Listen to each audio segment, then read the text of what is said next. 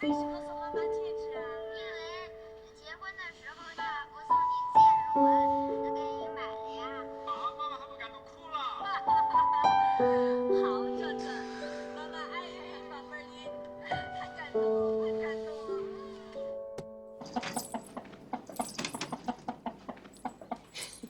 你说你这人真有意思，我跟你说，人家都跟孙子斗，你整天跟鸡斗。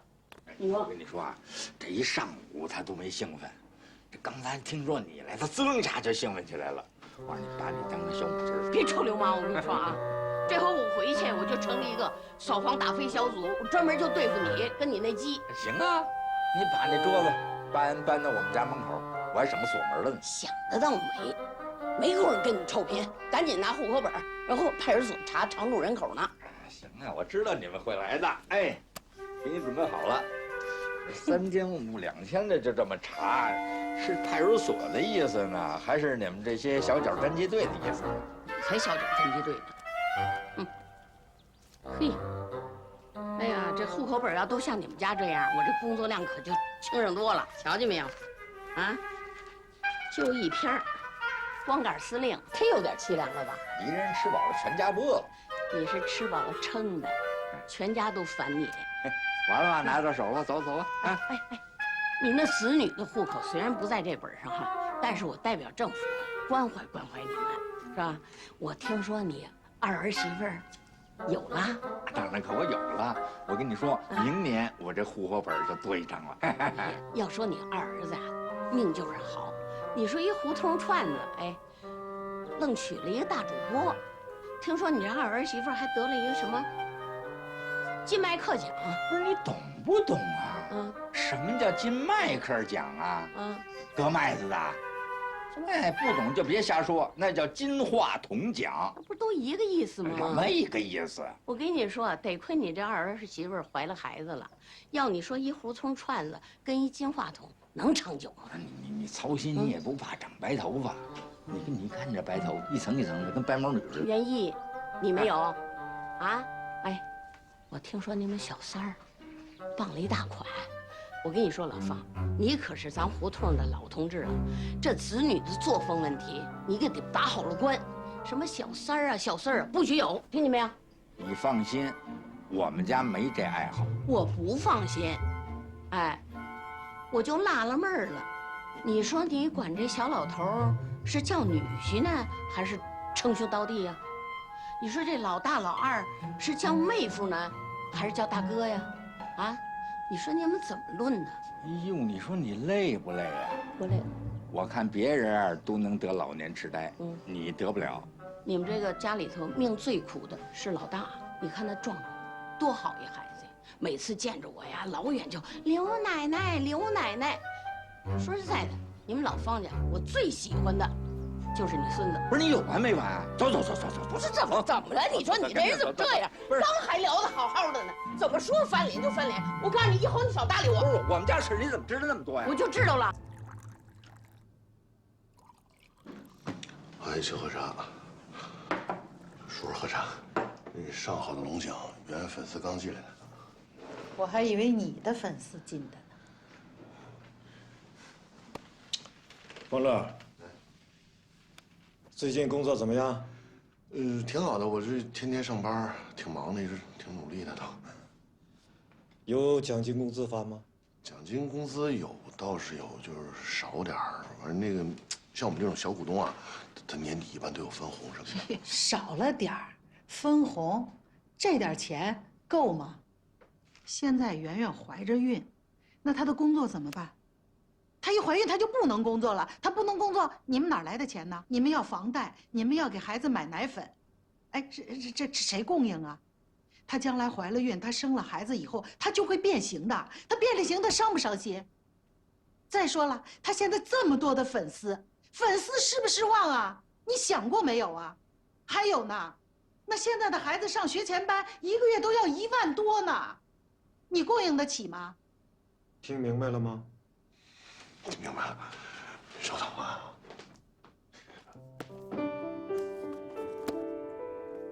我爸呀，听说圆圆怀上了，特意给我们送来的，一点心意给我们养孩子用。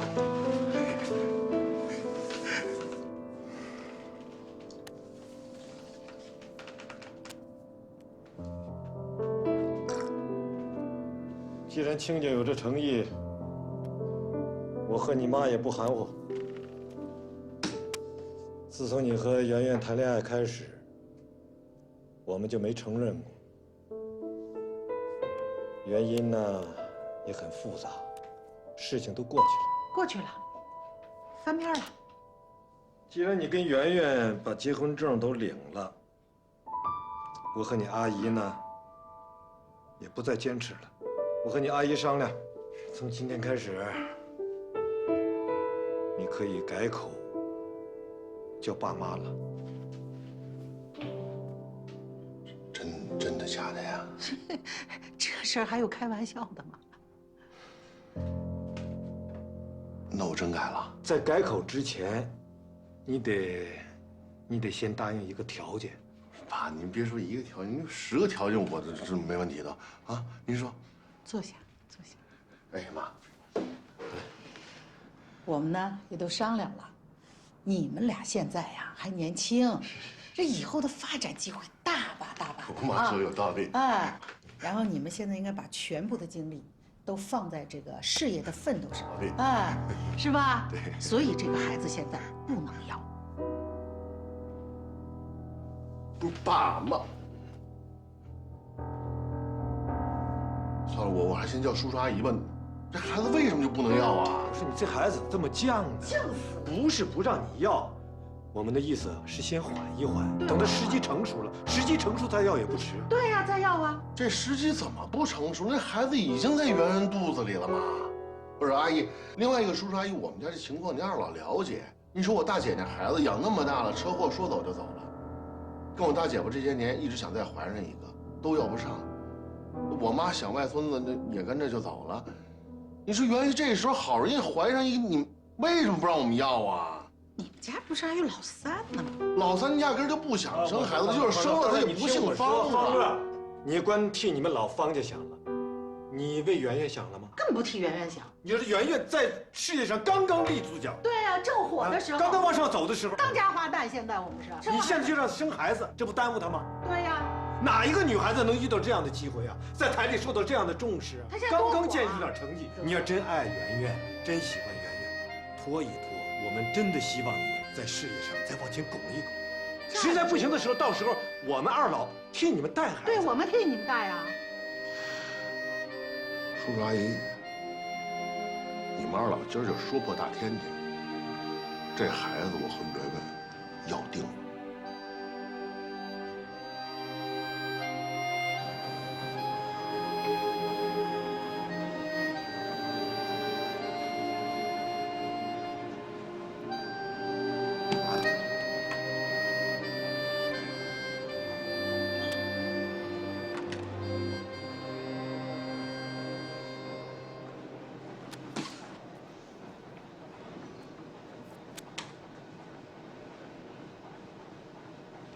所以说呢，在我们要不要孩子这个问题上，一定要慎重、慎重再慎重。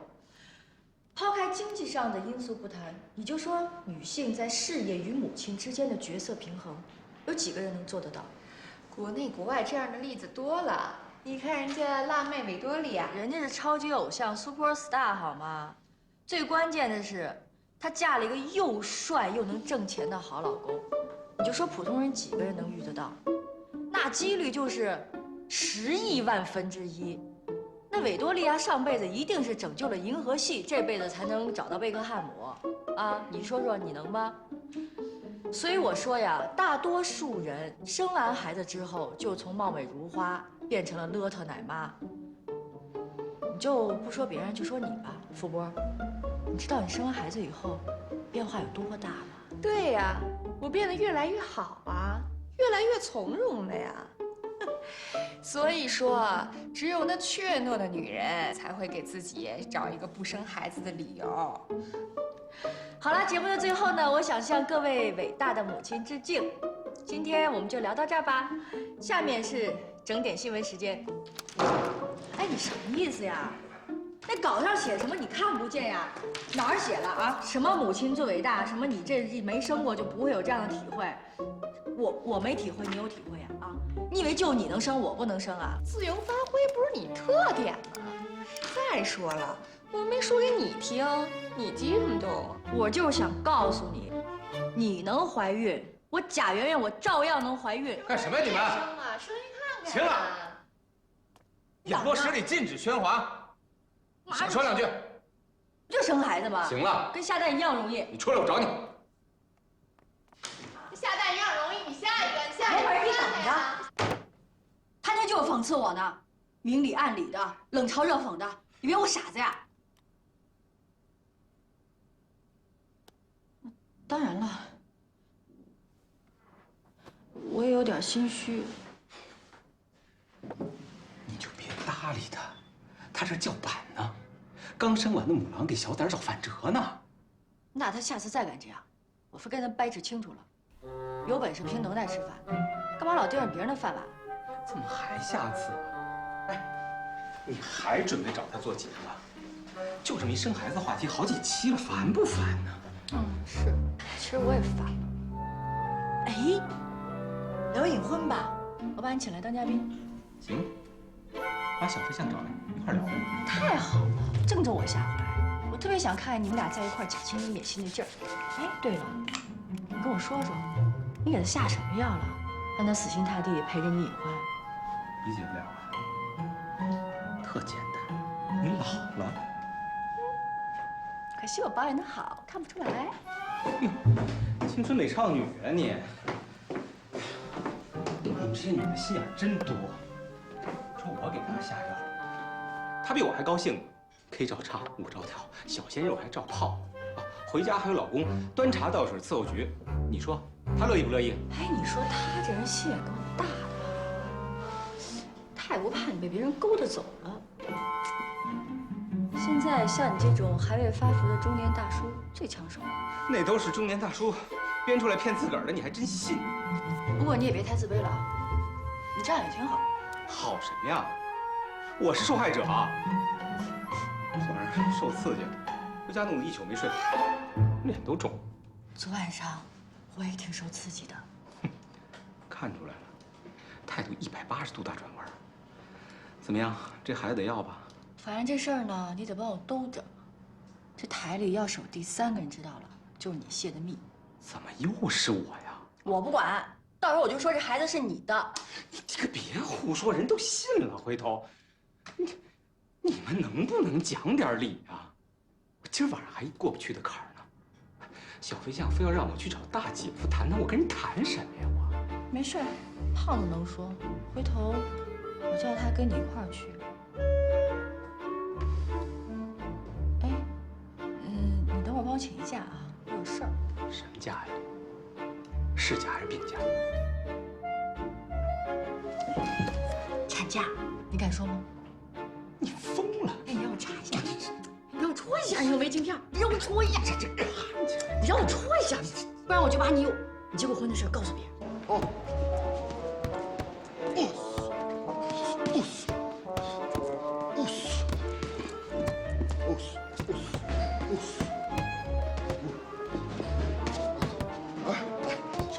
别打了，歇会儿。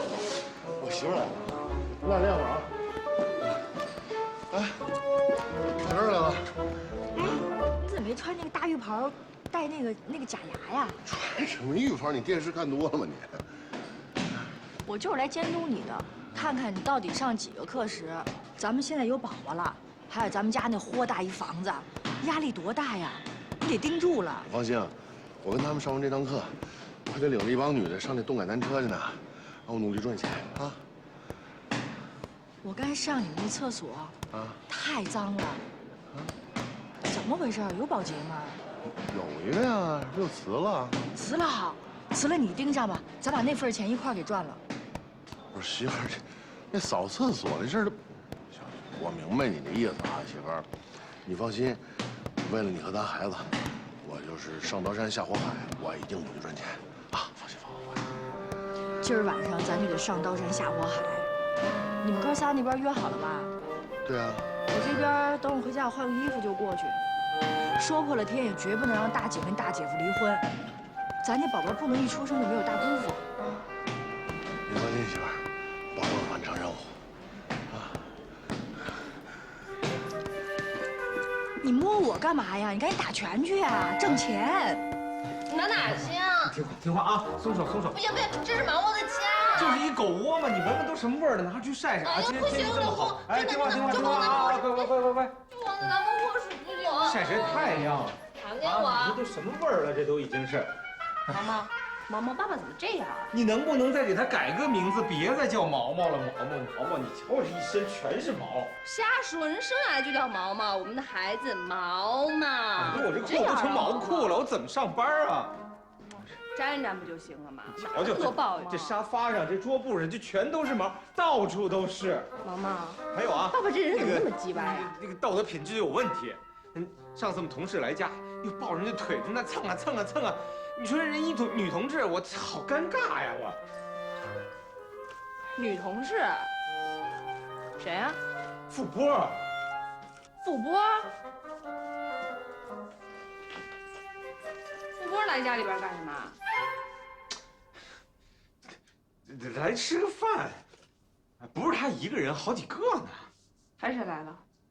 都是台里的同事嘛。不信你去问圆圆。圆圆来咱们家，他怎么没告诉我呀？圆圆没来。那干嘛去了？圆圆她，我哪知道她干嘛去？我说什么？你怎么又岔到这儿了？我刚才要说什么来着？你说富波来着？啊，对，就他非礼人家。他一小孩，他非礼富波干什么呀？我哪知道？你问他呀。我们少年儿童哪知道你们成年人之间发生了什么肮脏事件啊？哎呀，哦，我知道了，那富波人刚生完孩子，身上有那个奶香，他鼻子特别尖，他肯定闻着了。哎呦，上北京可以哈，我就去了趟欧洲，你这奶香味儿都闻得出来了哈。不是我，是他闻出来了。他闻出来了，你怎么知道的？人家多大岁数，人孩子都生了，你能别在这胡说八道吗？哎呦，我不跟你说了，我上班去，我来不及了。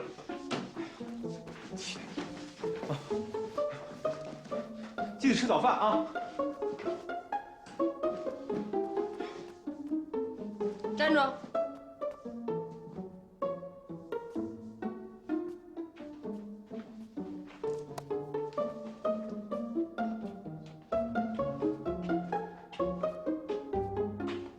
干嘛呀？拿着，闻自己的。爷，等等，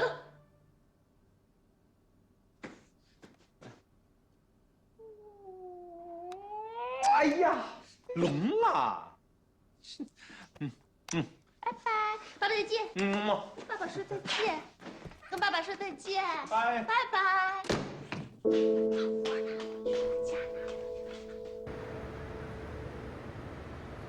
大姐，你先吃口东西吧。你那个恶心啊，就因为你肚子里没东西。来，一点点啊。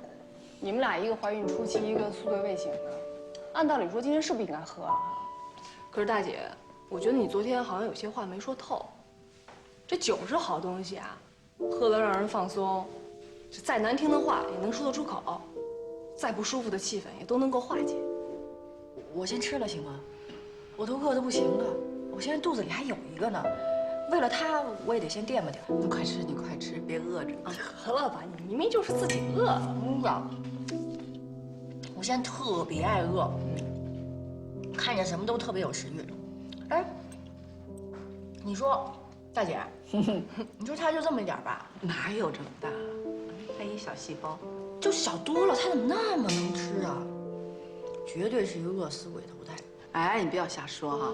现在正是需要营养的时候，能吃好啊。等到你有了孕反应了，又吐，又恶心，想吃都吃不了，吃都堵不住你的嘴，是不是？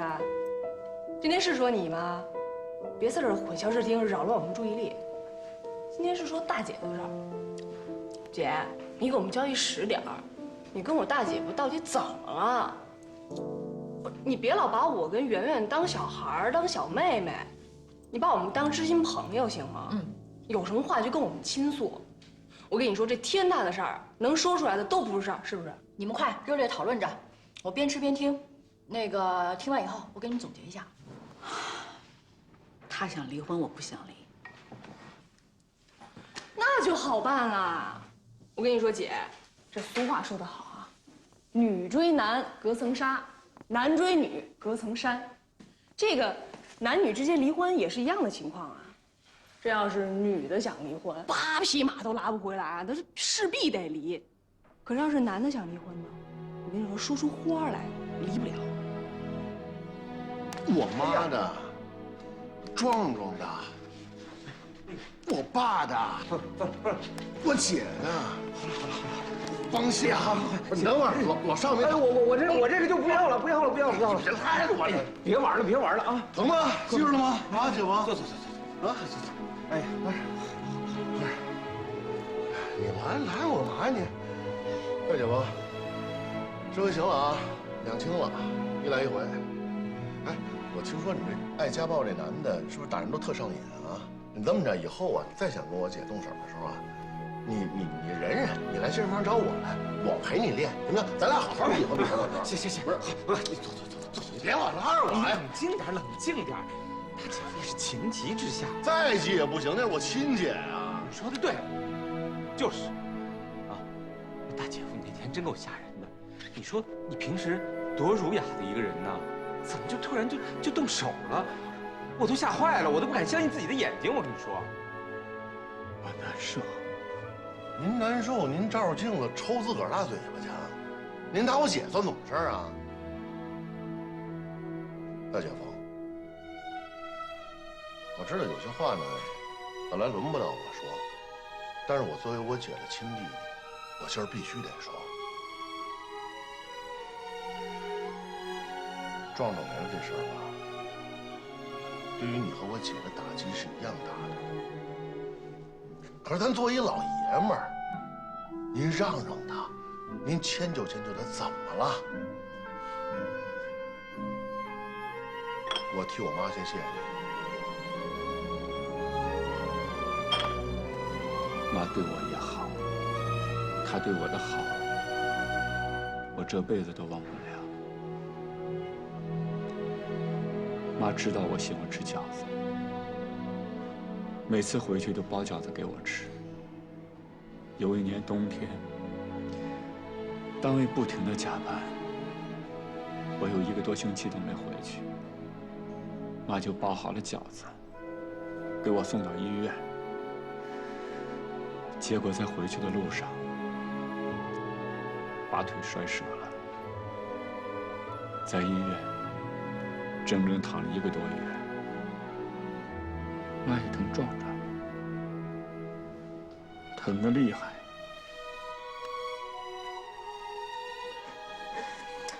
他正是因为疼得太厉害，撞着走了。妈也着急上我。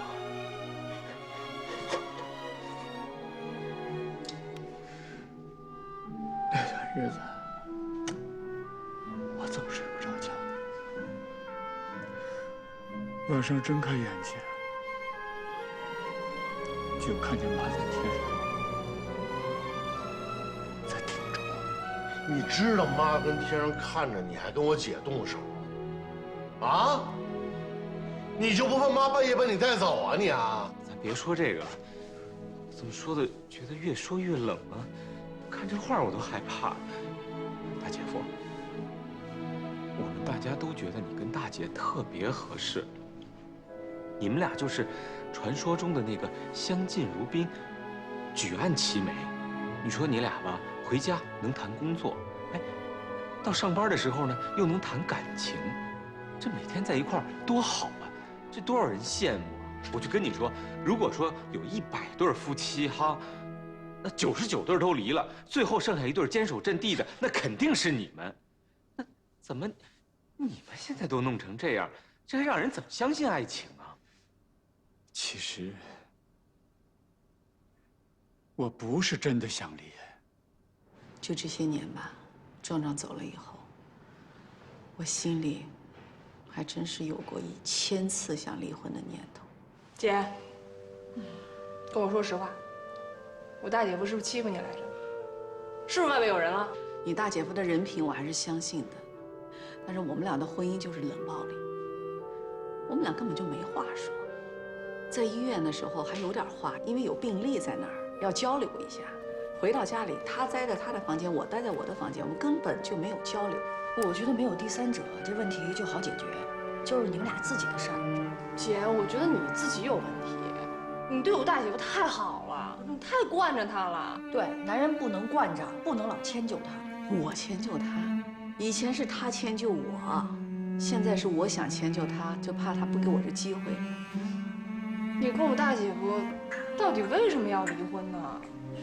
真的是因为借卵生子的事儿。你们想，如果你大姐不提出来借卵生子，我能提离婚吗？我听明白了，知道你不想离，但是你不想离婚，也不能老把离婚挂嘴边上，这多伤人啊！你不能像其他者。姐什么人你不知道啊？你比谁都清楚，当他拿到卵巢衰竭化验报告的时候，就郑重地跟我说：“老齐，我要借卵生子。”对，哎，不是，姐夫，这个借卵生子，它是一什么概念？怎么？老邵，你岁数最大，你给我解释解释，什么叫借卵？我真不明白。这种子，这2口的种子有一半不是家里的，尤其对这女的，跟她一点关系都没有，她就是一个代孕工具。你想想，是不是？这哪个女的接受得了？方玉就能接受，这是他自己主动提出来的呀。你想想，你大姐太伟大了，她太伟大，她能提出这样的要求，她连自己的自尊都不要了，她了不起啊，非常了不起，我佩服她，我佩服得五体投地，巾帼英雄。妈呀，大姐就是要疯啊！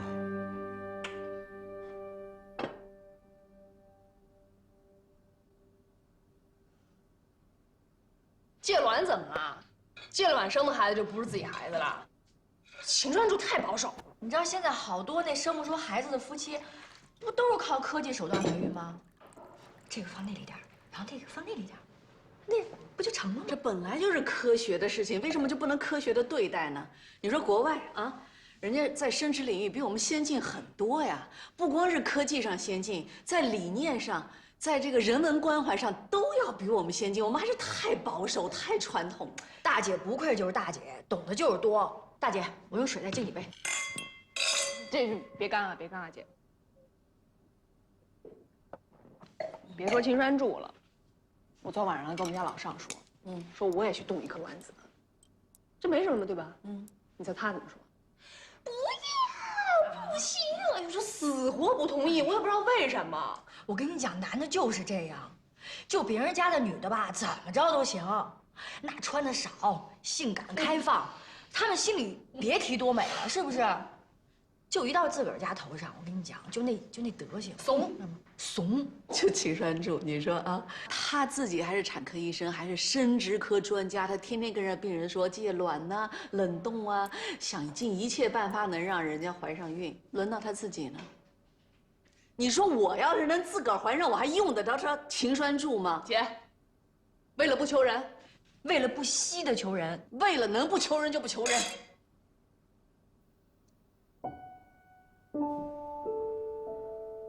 哎，不对，来，你起来，你起来，你起来，过来，坐。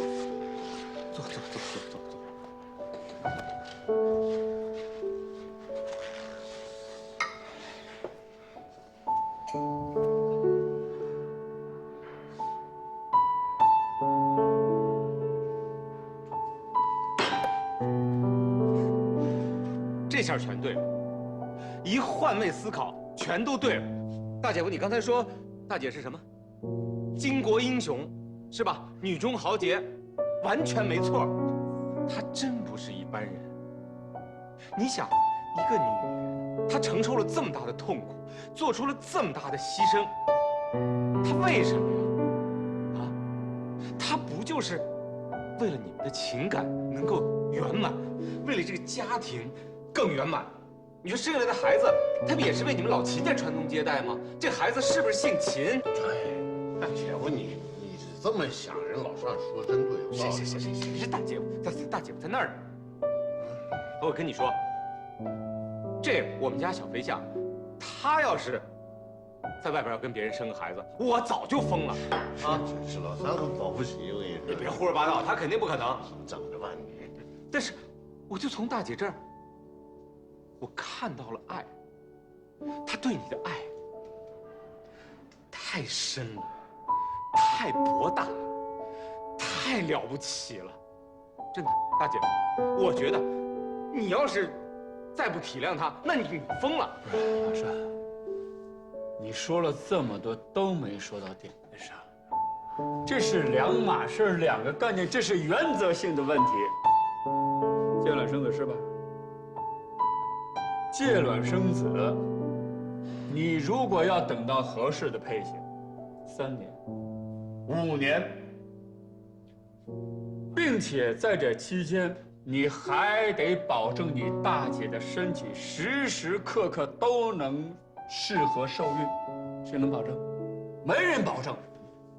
就算你的身体合适，就算找到合适的配型，就算受孕成功，但是它的成功率到底有多少？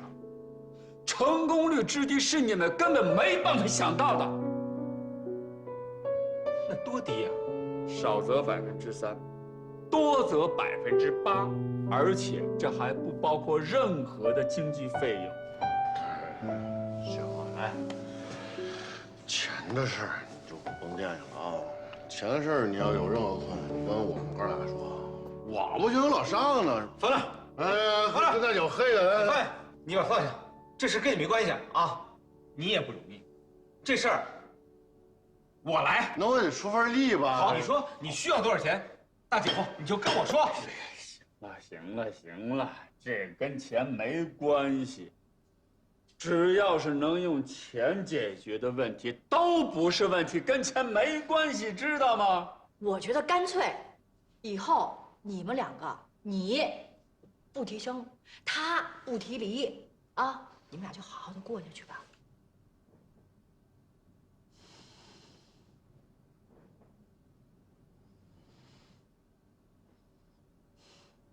你们以为我是为我自己生吗？是为他生。壮壮走了，你说我作为一个女人，我还能哭，我还能跟人家发泄情绪。你说他作为一个男人，他有苦跟谁说去？在大街上看到一个小孩跟壮壮差不多大，他就站住了，就一直看着人家走远。我们科室只要谁带小孩的，不管那小孩多调皮，他都陪着那小孩玩啊，玩半天。他真的是有苦没处说。我生不生无所谓，因为壮壮一直都在这儿，在我心里，永远都在这儿。可是他呢？我真不希望他这一辈子留下遗憾。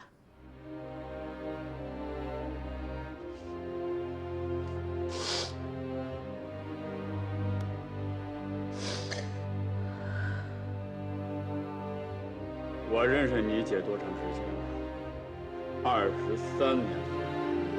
这23年当中，她就没有主动放弃过什么。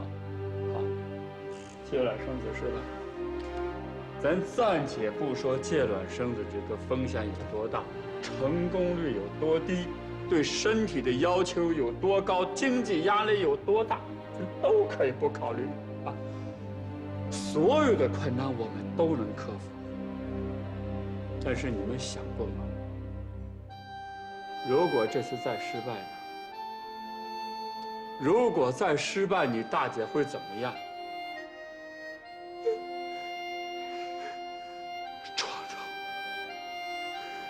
壮壮走了5年了，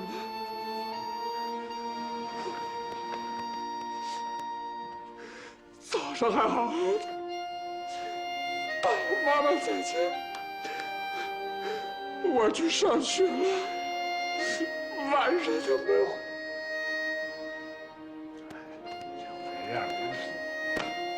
我不哪样啊！你说的清楚，我不哪样啊！啊，这半年之后，我跟你大姐，我们俩天天在学校门口，我们天天站在学校门口，为什么？我们就靠孩子太孤独了，站在那边没人陪，在学校门口没人陪。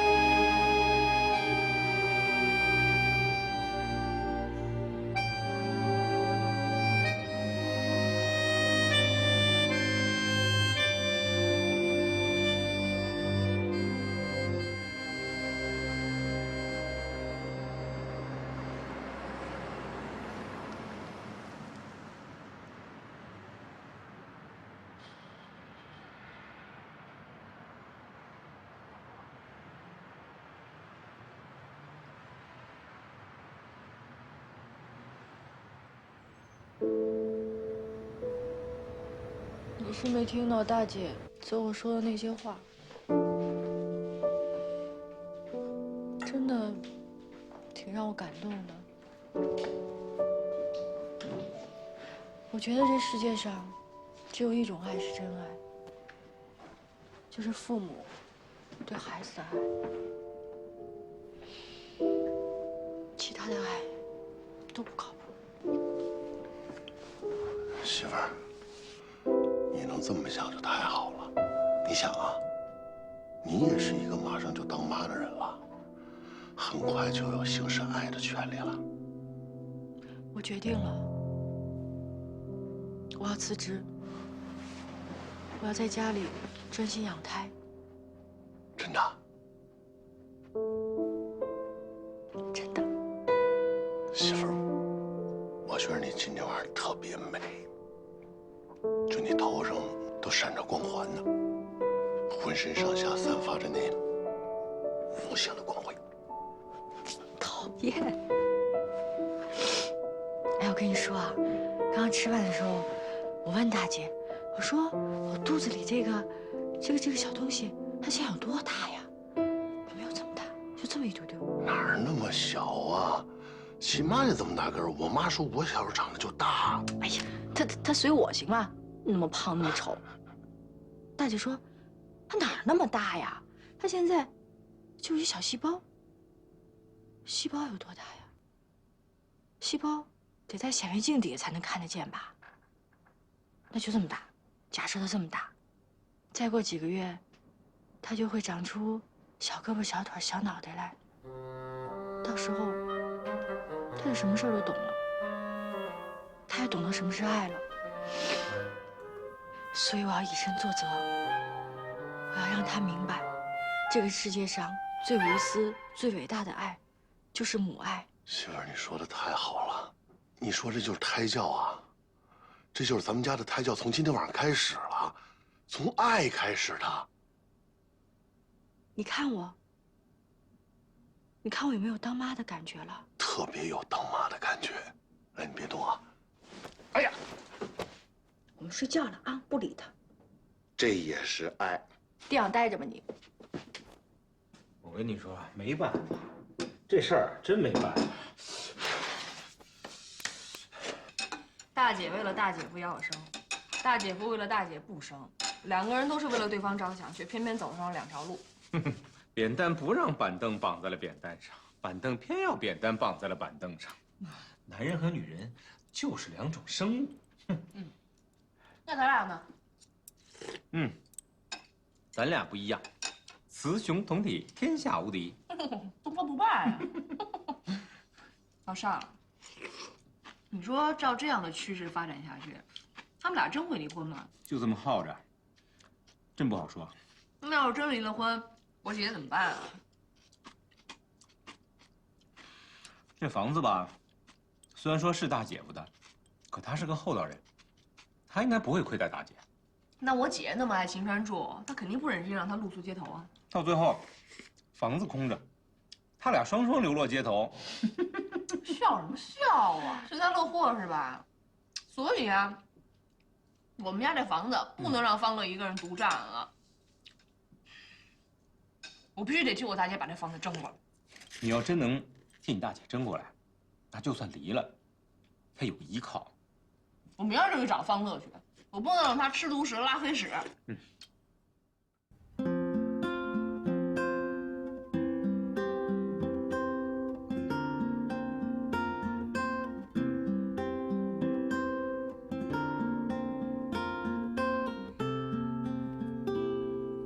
Chérie, 宝贝 mon amoureux, je t'aime.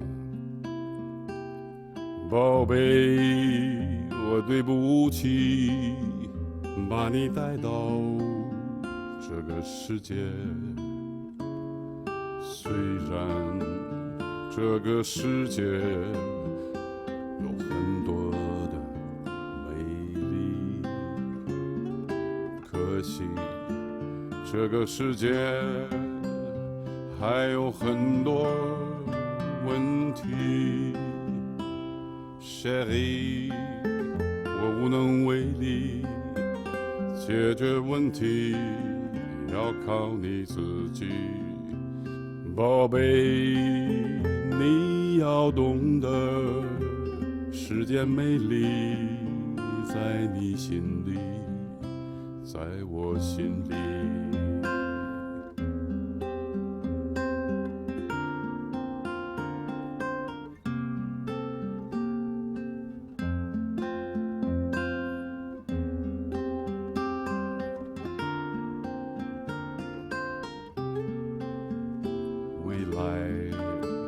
这个世界有更多的问题，幸好我们心中仍有美丽。宝贝，只要学会宽容善良，只会坚强。宝贝，只要唱歌，你会美丽，你会快乐，你会懂得。